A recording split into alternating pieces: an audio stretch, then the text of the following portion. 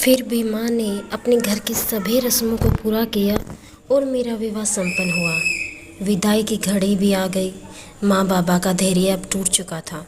मुझे बाहों में लेकर दोनों फुट फुट कर रोने लगे। जैसे तैसे रोते बिलखते मैं ससुराल पहुँचे। वहाँ कुछ रिश्तेदार और सासू माँ मेरे स्वागत में खड़ी थी। सासू माँ का व्यवहार काफ़ी स्नेही लगा। बड़े प्यार से मुझे कमरे में ले गई। बेटी नहीं है इस घर में, तुम आज से मेरी बेटी हो और अब रोना नहीं, हंसते हुए रहना, मेरे धीर गंभीर बेटे को संभालना। चलो मुँह धो लो और बाल ठीक कर लो। कुछ देर में सभी मुँह दिखाई की रस्म के लिए आएंगे। उनका प्यार पाकर मेरा डर गायब हो गया।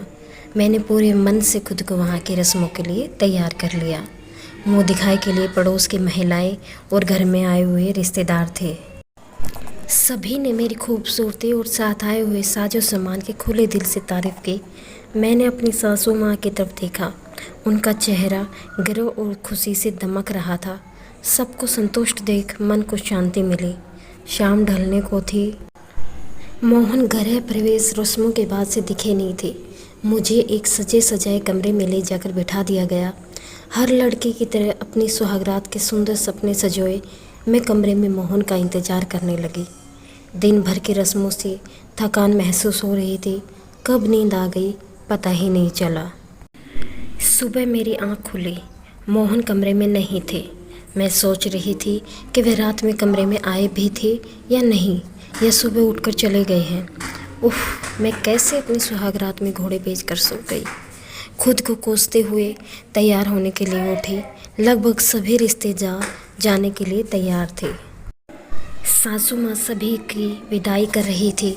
मैं भी उनकी मदद के लिए उनके साथ जाकर खड़ी हो गई। पर मेरी नज़र मोहन को ढूंढ रही थी। वे कहीं नहीं दिख रहे थे। सासू माँ को शायद मेरी मनोस्थिति का भान हो गया था। वह बोली, सुबह से मोहन सभी के लिए टैक्सी का इंतज़ाम करने में लगा है, तुम परेशान ना हो। मैं झेप कर इधर उधर देखने लगी और वे मुस्कुरा रही थी। सभी के जाने के लगभग 1 घंटे बाद मोहन कमरे में आए और बोले, कल रात बहुत गहरी नींद में सो रही थी तुम इन 4 दिनों से ऐसी बोझिल रस्मों से थक गई थी। जी, कल नींद आ गई थी मुझे, पर आप जगा सकते थे मुझे। अपनी तरफ से मैंने भी सफाई दी। कोई बात नहीं। उन्होंने मुझे मुस्कुराते हुए देखा। सच कहूँ तो ज़िंदगी में पहली बार मुझे ऐसा कुछ महसूस हो रहा था जिसको मैं समझ नहीं पा रही थी।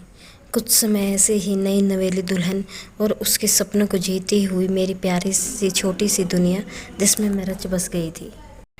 कुछ दिनों बाद सासू माँ ने कहा, बहू अपनी पैकिंग कर लो, कल मोहन के साथ नोएडा जाना है। उसकी छुट्टियाँ ख़त्म हो गई हैं तो तुम यहाँ पर क्या करोगी। सासू माँ का फैसला था तो मानना तो था ही, पर मोहन के चेहरे पर एक अजीब घबराहट और बेचैनी महसूस की मैंने। पर क्यों? हो सकता है मुझे साथ नहीं ले जाना चाहते हो। एक बार पूछ लें क्या? पूछने पर कहीं नाराज़ ना हो जाएं। मन में कई तरह के सवाल चल रहे थे। अचानक ऐसी तब्दीली देख किसी का भी मन संशय में पड़ जाए, और यह मेरा भ्रम भी तो हो सकता है। माँ को छोड़कर जाने से भी मन उदास हो सकता है। मैं भी क्या कुछ भी सोचकर बैठ जाती हूँ। हम रात की ट्रेन से नोएडा के लिए निकल गए। स्टेशन से टैक्सी कर घर आ गए। घर तो बहुत गंदा होगा। लगभग 15 दिनों से मोहन यहाँ थे भी नहीं। पता नहीं कोई मेड भी है या नहीं। यही सोचते हुए मैंने लॉक खोला तो मेरी आंखें खुली की खुली रह गई। यह क्या?